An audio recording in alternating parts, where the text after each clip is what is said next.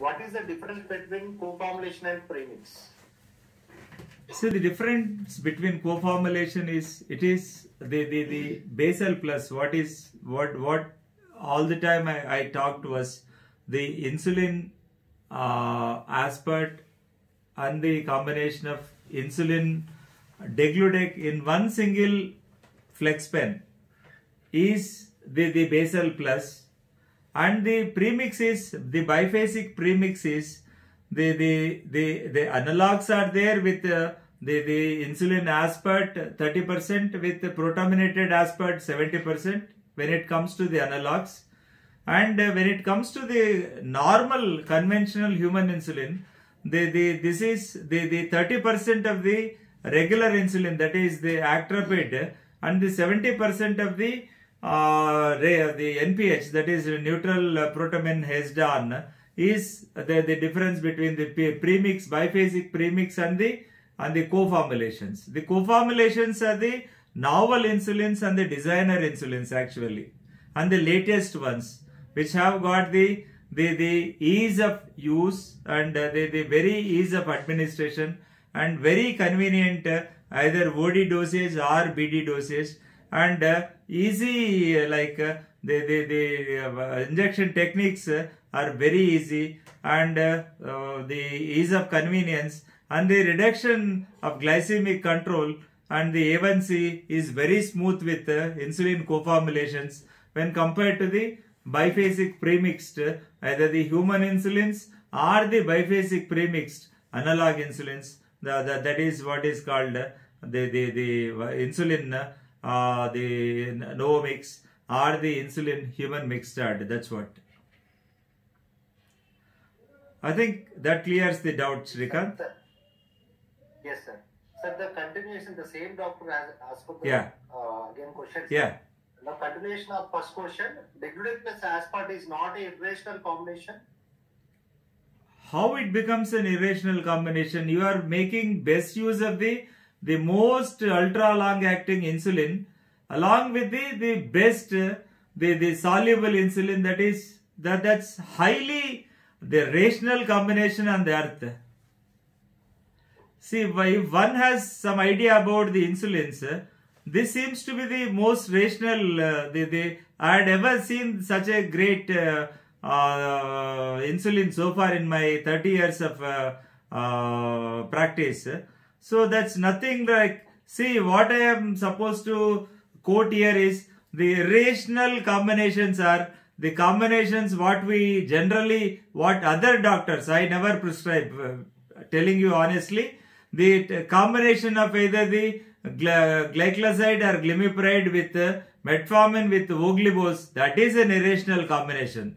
This can never be an irrational combination. This is the most rational and very sensible and a very comprehensive and the latest novel technique that is used in the single syringe, single cartridge, in the single flex pen, the combination of insulin degludec and the insulin aspart. It can be used as a OD dosage with the largest meal in case the patient is reasonably good and he is in need of like insulin to start with.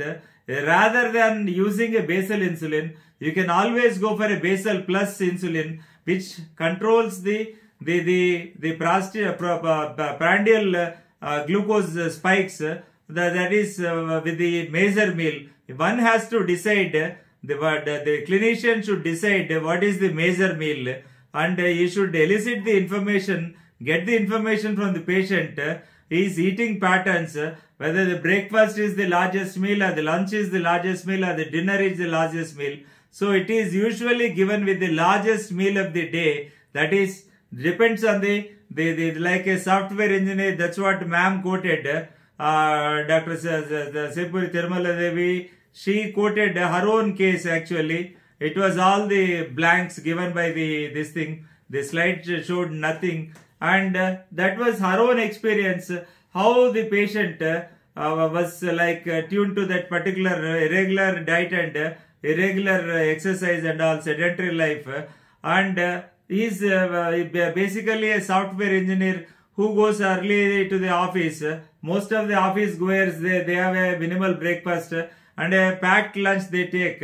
And when they come home, they have a sumptuous batting like Virat Kohli or Rohit Sharma. They take large portions of the dinner. So that particular point, the basal plus the insulin degludec and aspart is given a single shot with the major meal, so that the basal component is taken care as well as the prandial component is taken care.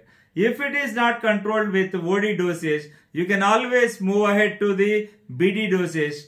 It's a very rational combination, and I'm very sorry, my friend, the person who has asked.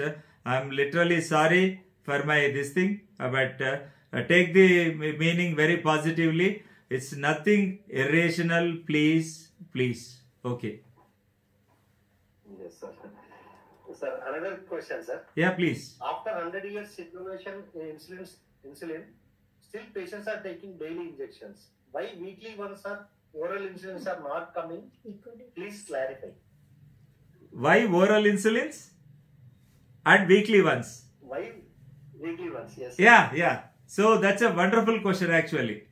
See, the reason why we are not able to make out the oral formulations of insulin even after the 100 years of its discovery is simply because of the insulin is destroyed by the gastric secretions and as well as the salivary secretions itself.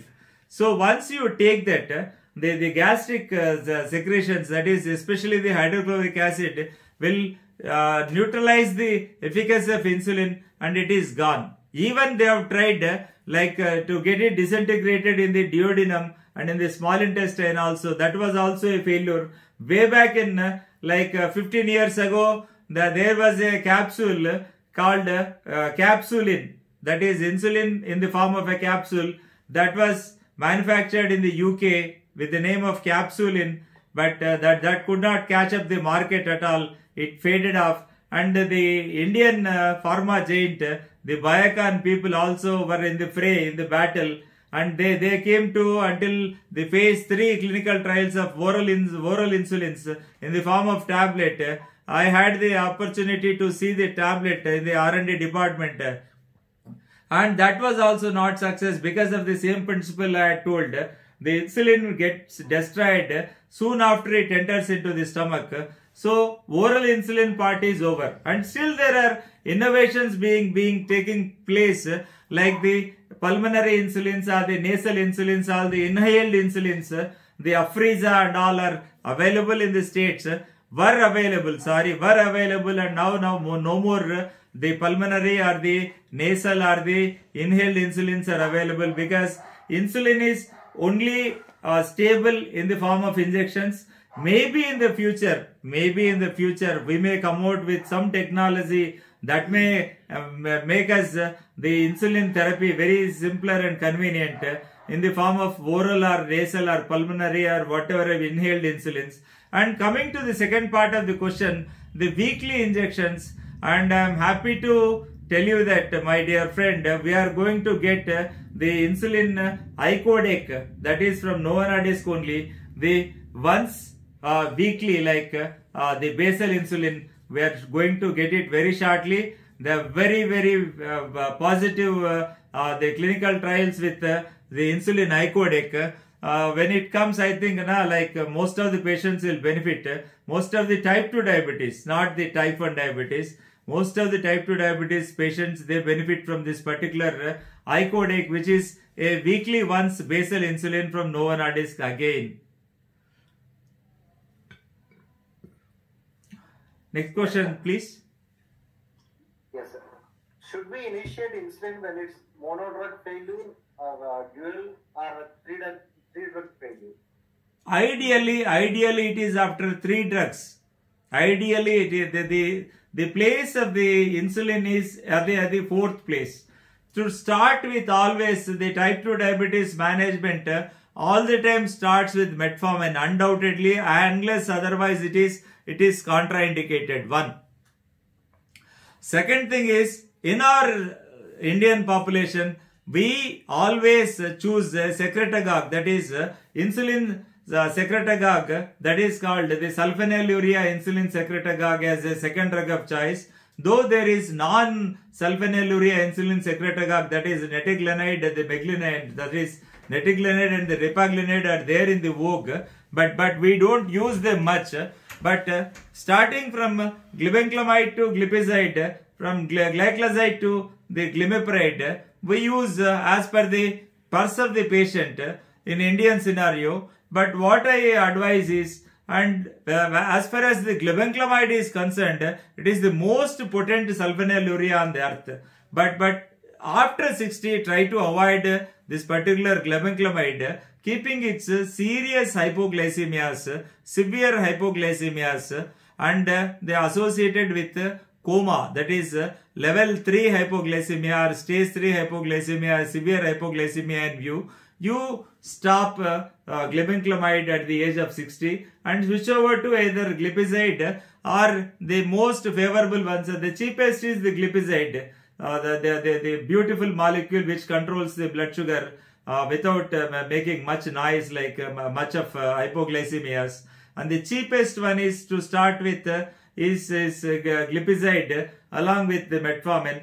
And if the patient is little bit affordable, you can go for the glyclazide. That is, you have to go for the twice daily dosage. Even the glibenclamide also twice daily. Even the glipizide also twice daily. And the last, the latest, the third generation sulfonylurea being glimepiride. And now we have got ample data. Earlier they used to say, whenever I used to attend the international sessions as a speaker, as a participant, I used to little bit pinched by the slides presented by the foreign speakers that SUs, sulfonylureas, about to vanish from the market.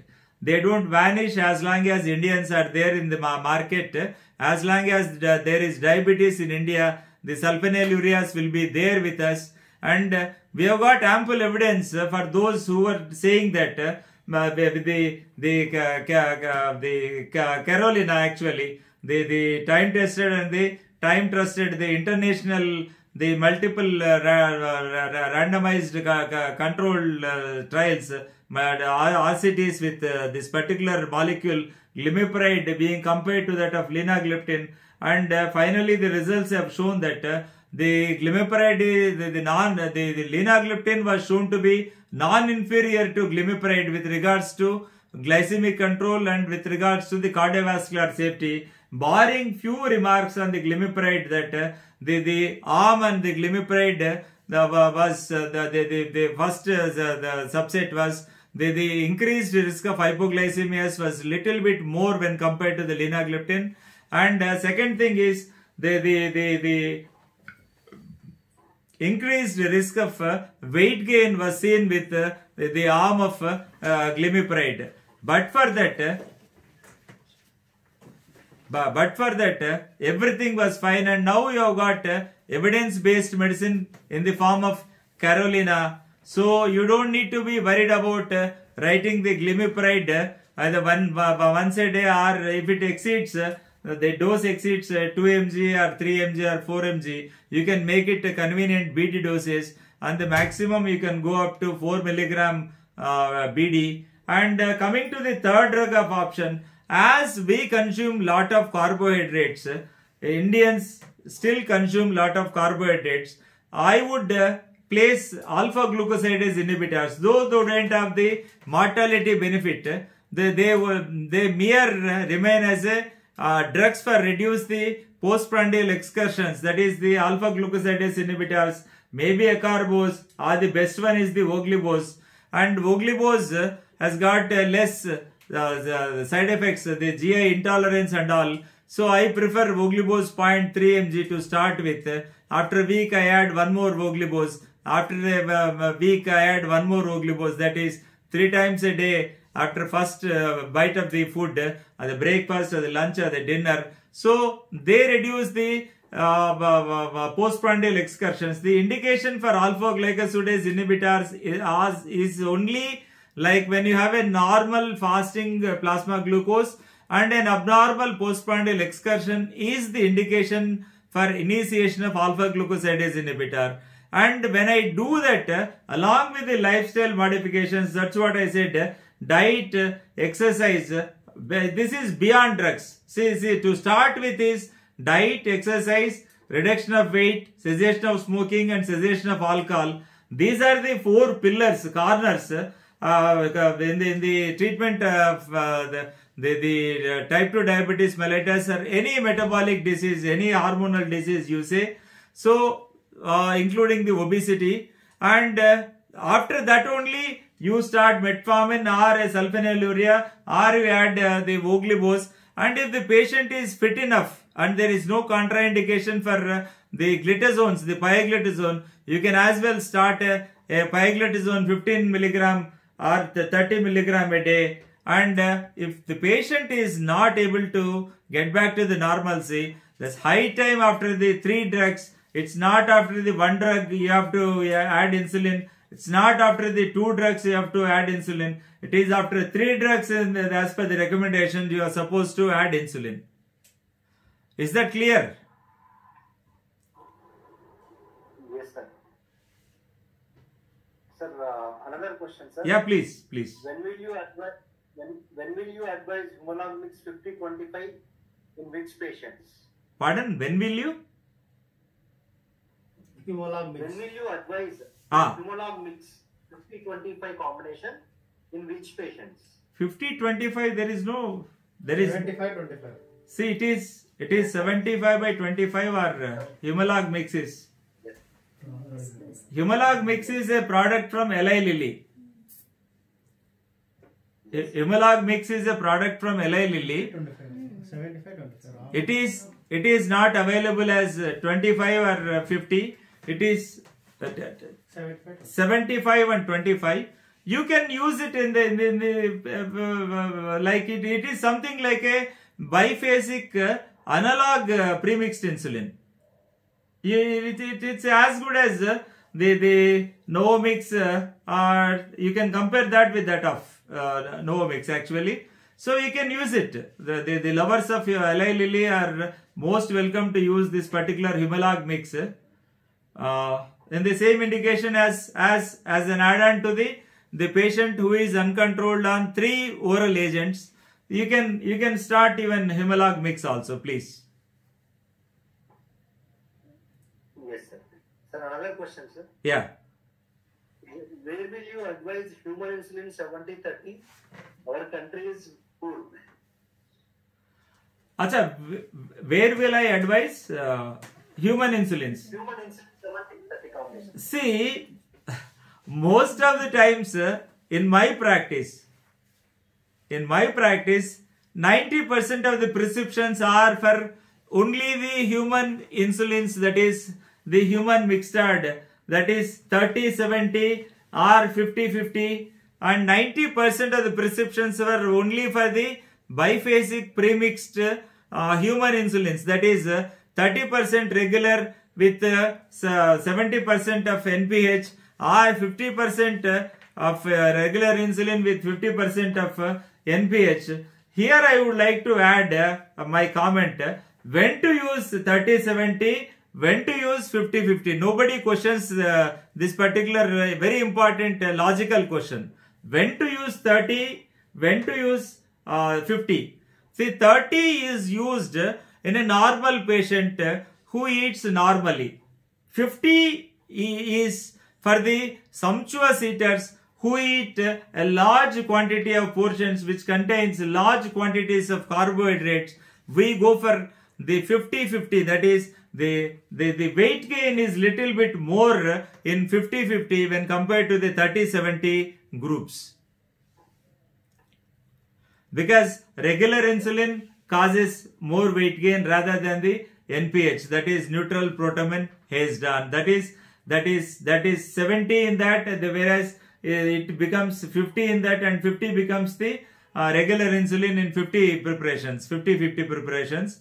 And for a normal patient, we tend to start with this particular 30-70, and very obese, that's morbidly obese, and the poor glycemic control, we go for the 50-50 preparations. And for your information, kindly confine yourself as far as these analogs are concerned to the affordable segment, not for a common man. These are not the drugs of choice for a common man, because that's what I said in the beginning. Novo Nordisk caters to all the categories of India, starting from the layman, starting from a beggar to Ambani's or Adani's, whatever it may be. It caters all the insulins, the best insulins on the earth. Everything it caters, starting from the basal insulin, starting from the human actropid, starting from the NPH, starting from the biphasic premix, that is human mixture, starting from the insulin detimer, starting from the insulin Novomix, that is the combination of the insulin aspart and the protominated aspart, and this particular this thing also, and finally the insulin degludec and aspart, that is the ultimate product, and it caters even the particular the GLP-1 analogs also. Not only this, and they are into so many things like the thalassemias and the growth hormone deficiencies and all. So the future is the molecule leader is going to come in the form of semaglutide, the oral once a day tablet, the GLP-1 receptor agonist, or the semaglutide injections once a week. That's going to come to India soon from Novo Nordisk. And the once a week subcutaneous insulin, that's what I said, basal insulin, Icodec is also from the basket of Novo Nordisk again and again. See, just because I'm saying this not as a speaker for Novo Nordisk. I'm telling you the facts to the best of my knowledge and experience. With all my 30 years of experience, coupled with my knowledge and wisdom, I am telling you. I don't compel you to write Novo Nordisk products. I am not here to promote Novo Nordisk products. I am not an employee of Novo Nordisk per se. Sir, next question. Yeah. What is your opinion on initiating NPH glargine at bedtime and the daytime oral anti-diabetic drugs? See, that is called the BIDS, BIDS.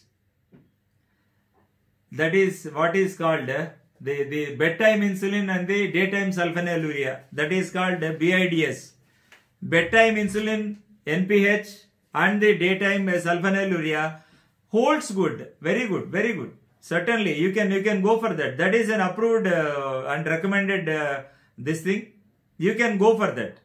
When the patient has got lot of resistance for 2 injections, when the patient is economically downtrodden, poor patient comes to you, you can put one NPH, that is human insulatard at the night, and one long acting like the sulfonylurea, like the glibenclamide or the glipizide or the glimepiride or glyclazide, whatever it may be. Glyclazide will not work here, because you need a long acting insulin to take care of the entire day, that is the prandial state, and because NPH has got a limited work of hours, that is 12 to 15 hours maximum is.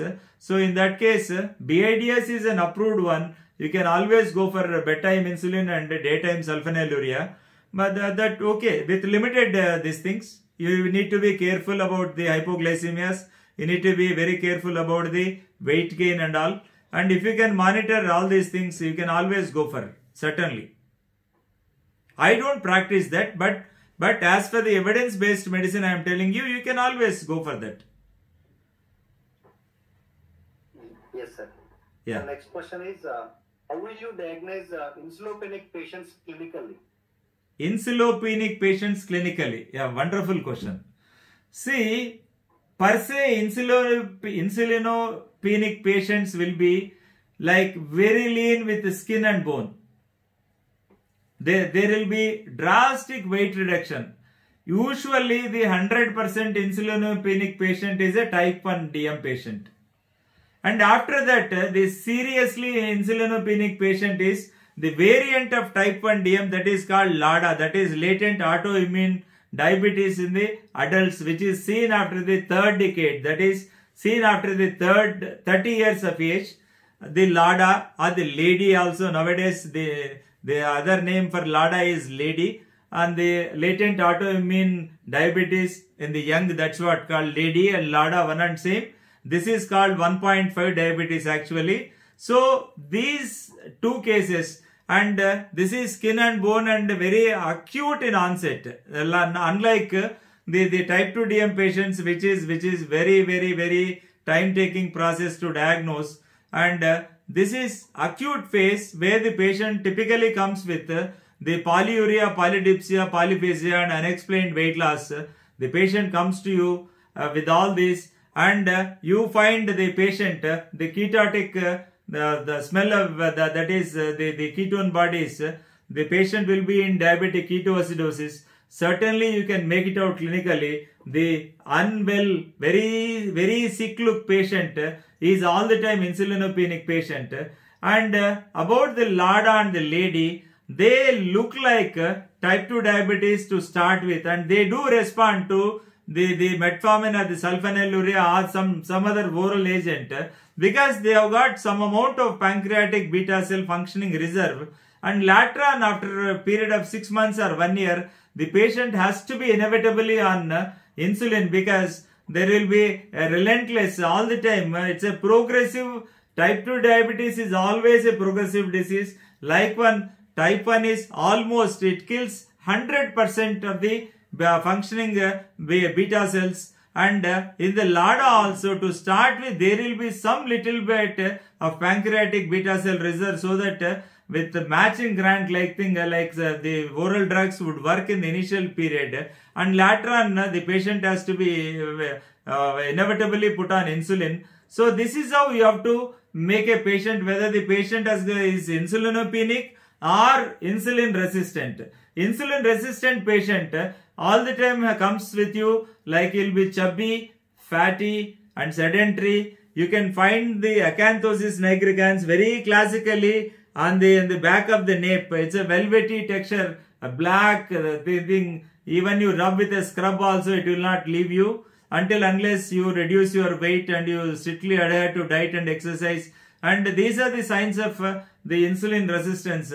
The patient will be chubby, fat, when contrary to the insulinopenic patient, where there will be loss of the drastic loss of the fat, and later on the muscle also will be wasted. The fat wastage and the fat loss and the muscle loss will produce skin and bone like appearance, very sick look and not active, very sluggish, very lethargic. And this fellow with insulin resistance on contrary will be chubby, and most of the times the insulin resistant fellow will have the family history. Most of the times they have a family history of type 2 diabetes.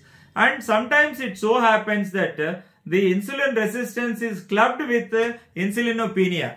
IP and IR, that's what called IP, insulinopenia plus IR. We classically find in our scenario, in day-to-day practice, we need to find out, we need to see the blood sugars. If the blood sugars are very high, like the fasting is around 200, the post lunch is 300 or 400 or 500, still the patient is okay. You just look for the ketone bodies. If the ketone bodies are present, you think that, assume that it's a depending upon the age, you think that it is a case of insulinopenia along with insulin resistance, and then you take necessary actions by giving insulin in the initial period, and then later on once it subsides, and you can slowly withdraw the insulin, you can slowly introduce the oral drugs. That's how we have to manage the patient. And never advise the diet and exercise in a very sick patient where the blood sugars are above 250. Please don't advise any sort of exercise that is going to worsen the condition. Once the patient comes to a reasonably normal blood sugars only, then you go for that particular the diet and exercise, especially the exercise, I am telling. Because hyperglycemia begets hyperglycemia, that may lead to lactic acidosis also, that may worsen the situation. Is that clear, Srikanth? Yeah, please. Yes, sir. In such high doses of ide gas for patients may not be able to afford on long run. This is what the question, sir. Yeah, absolutely. I totally agree with the gentleman, my fellow colleague, my fellow doctor who has put this question. I appreciate him totally because it's a very, very practical problem. High doses of iodic acid is not affordable to even the very affordable segment also. Then you need to step down to this the insulin aspart and the protominated aspart, and even he is not able to cope with that, you can come down to the biphasic premixed human insulins also. Whenever you have a slot, when the patient says I don't have any concern regarding money, you can go for the higher versions. See, it all depends on the floor what you have. The zitta atta hai, utta roti hai, bas utta hai. As is the floor, you get the rotis.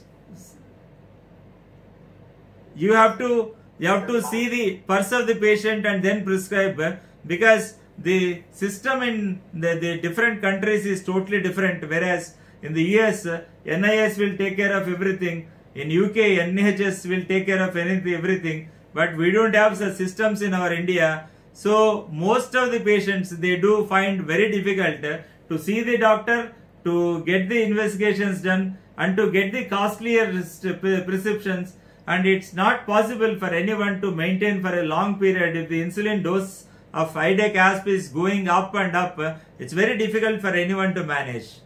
That's an absolute practical scenario what we see. And then we down titrate. We go as per the pulse of the patient. We come down to the Novomix, or we advise the patient to take the, instead of the flex touch pens, we ask the patient to go for the cartridges, which are very affordable and economical, because the flex touch pen, it was 1800 to start with. Now it has come down to 1320 rupees. Even the pen fill, the cartridge is available at 1000 rupees only. So that we can do by giving an open 4 to the patient free of cost. You can do this. This is all something like jugglery what we do with the patient. When he is running short of money, we cannot compel the patient to use iodic acid in high doses, or else he will change the doctor simply. That's it. Yes, sir. Sir, this is the last question we got, sir. So fast it ended, huh? Okay. Oglivos started with lunch or breakfast? Pardon? Oglivos is started. Oglivos should be started with the lunch or breakfast. Acha, it can be started either with the breakfast or the lunch. My preference is with the breakfast to start with, because as far as the treatment algorithm of alpha glycosidase inhibitors, AGIs, is to start like when the normal fasting blood sugars with an abnormal postprandial excursions is the indication for this particular AGIs.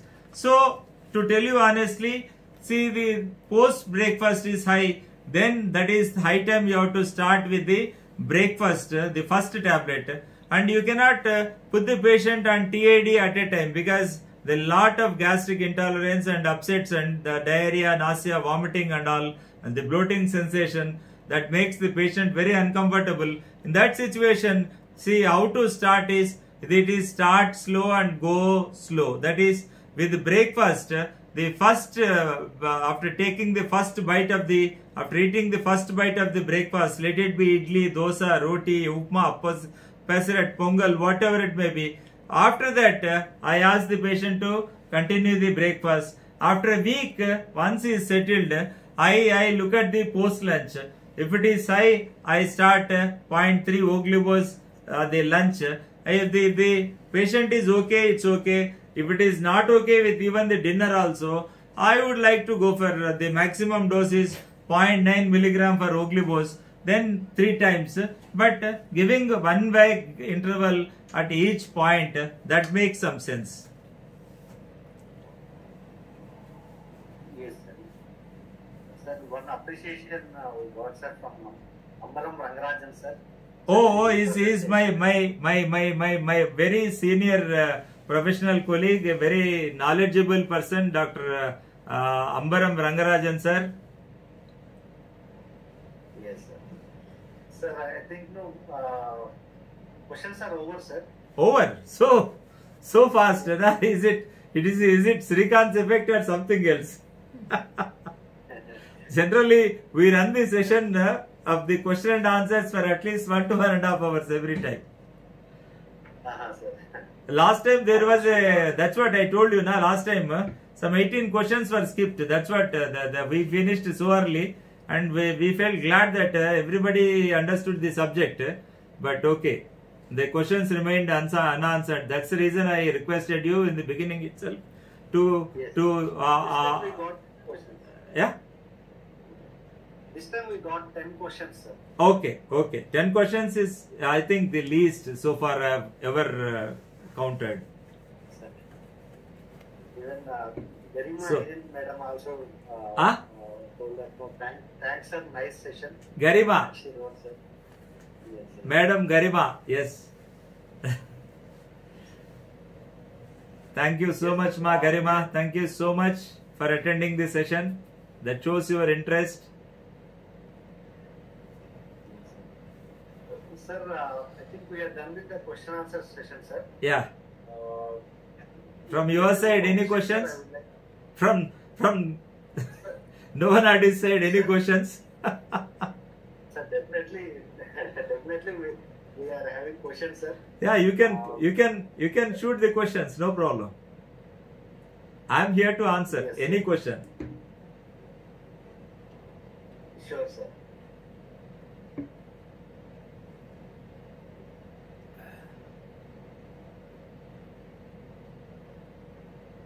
What question?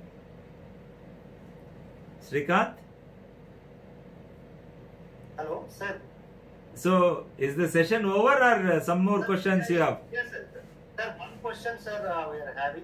Yeah. So- It's surprising that I didn't get a question from Garima, I didn't get a question from Rangarajan sir, I didn't get a question from Viralam All Karthik. questions- Sir, all questions we got from Garima madam and Rangarajan sir.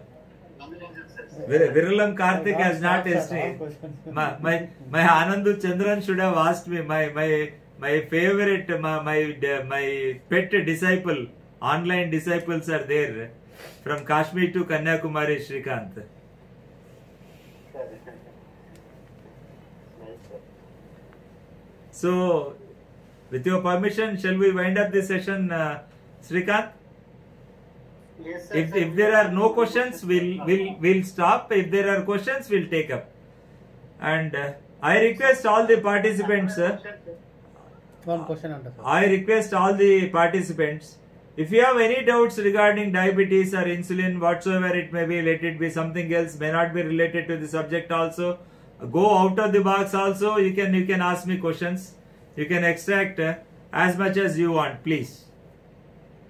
Sir, one question is from my side, sir. Yeah, yes. When do you usually initiate IDA gas, sir? What are the factors that determine such initiation? IDACast. This is what the question. Yes. First of all, I should get an uncontrolled, affordable patient. These are the two prefixes. Uncontrolled diabetes with lot of affordability as far as money is concerned. That is the first step for initiation of IDACast, because he is going to be benefited a lot when compared to the other insulins with regards to lesser incidence of hypoglycemias, with regards to lesser incidence of weight gain, almost weight neutral. You don't find any weight gain at all with this. So you have got all the benefits, the improving the quality of life, the A1C reductions, and the per se it reflects on the 1% of A1C reductions have given you so many benefits with regards to that. So that is the one. The ideal patient is totally uncontrolled, and an affordable patient is something like the duck with golden egg. Sir, thank you, sir. Sir, one more question, sir. Yeah, please shoot up. Do you feel that the dosing flexibility with major meal offers an advantage of having improved adherence? Yeah, that's what I've been shouting all the time. See, that was the basic advantage of insulin, Degludec and Aspart is, Srikanth. You've got the lot of flexibility that one single shot with the largest meal is going to serve all the purpose. And it's something like an all-rounder, okay. I'm not very good at cricket. I cannot tell you who the best all-rounder in the current scenario is. So it's a very good all-rounder that can take care of anything and everything what is wanted, but not alone, please, with all the existing OADs. Yes. Only thing is, any clinician who is treating diabetes should have two things. That is, first thing is patience, PATIENCE, and second thing is lot of patients, PATIENTS. If you have lot of patients and lot of patients, you can counsel the patients with a lot of patients, and you all the time have an advantage, edge over the other doctors who don't counsel, who just say, okay, you have to be on insulin. The patient says no, then he writes some damn carry and then he sends off. That's not the way you are supposed to. Like I tell you, Srikanth, hardly even your boys, including your RSMs, so many have witnessed. Even you must be knowing Lancy, I think. Yes, sir. Lancy and even Melvin D'Souza also you must be knowing. These are all the witnesses in my chamber, wherein I took 2 minutes to initiate insulin. Hardly. It takes me 2 minutes to initiate insulin. Max by max the next minute, third minute he says yes, that's it. That comes with experience, that's it. The patient should have lot of confidence in the doctor. The patient-doctor relation bond should be very strong actually. Then only patient will listen to you. Otherwise he will change the doctor. The moment the chemist says it is 1320, he will leave the chamber, that's it. Like I write 10 pence. The maximum I had written is 18 pence. Your people are well aware of that. And this thing, one single patient had purchased 18 pence at a time in my counter. And to tell you, long ago, like 20 years ago, when I started writing this Humalog mix, one patient who stays in US had purchased 100 pence at a time and he took off. Then all Eli Lilly people were running after me. Not that every patient can purchase 100 pence. Not that every patient can purchase 50 pence. That's how it comes and it goes. That's it, okay. Thank you very much, sir.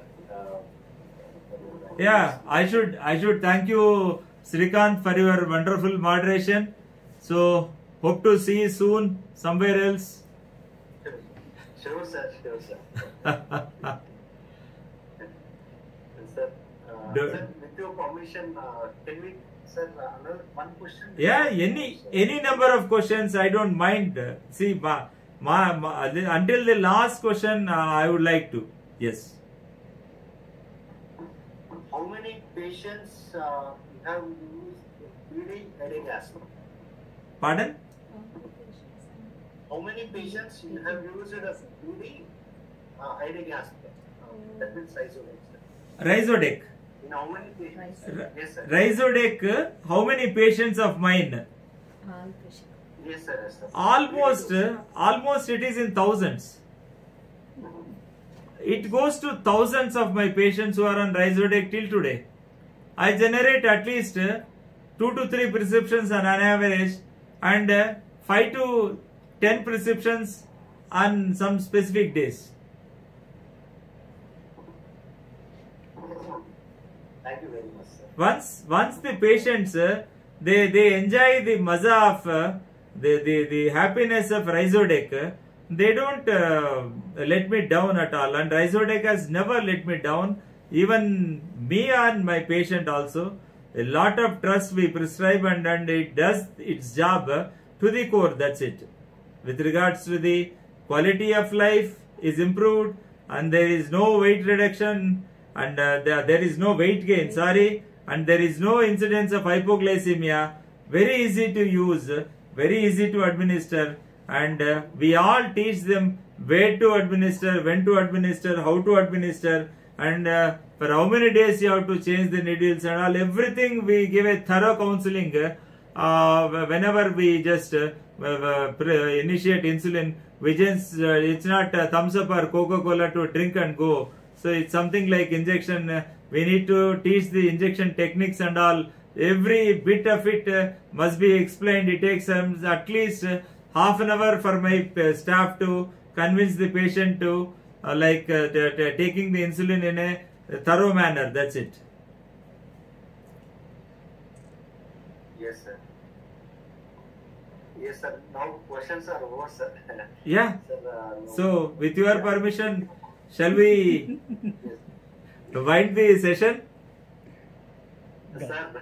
గట్టిగా warning ఇచ్చినావు. And you are the boss, Srikanth. I'm after all a speaker now. No, sir. No, sir. Sir, we are always. You have nicely moderated the session, Srikanth. So nicely moderated. I wholeheartedly congratulate Srikanth and my people, my Novo people, and Novonadis for giving both of us the opportunity to be the speakers of the evening. Lovely topics and very nice learning these things. And one more thing I would like to conclude by saying, rather than a teacher, I would like to be a student forever, Srikanth. So far I have completed 5,000 webinar speaker programs in this 1 year. Totally, day and out I had given 5,000 webinar speaker programs. We finished, and we are heading towards 5,200 webinar speakers right now. That's what. So it gives us a lot of sense of satisfaction, like we are helping the juniors, then how to cope with the patients, with the treatment algorithms, with the selection of the drugs, and in what patient you need to select this particular drug, and that all is something like guiding our junior colleagues, so that one day they become speakers, and when I grow old, I will be listening to them like a student.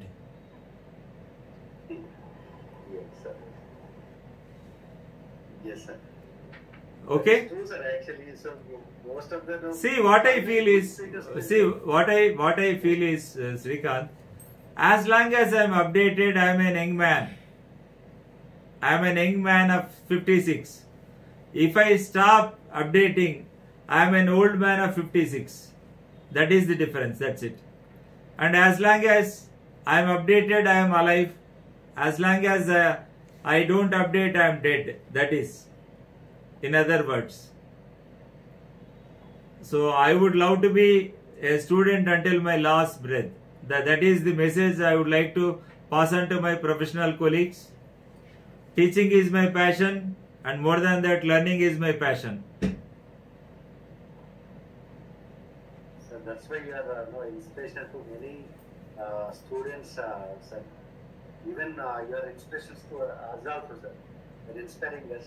Thank you so much. Yeah. Thank you so much. Thank you. Thank you, sir. Thank you.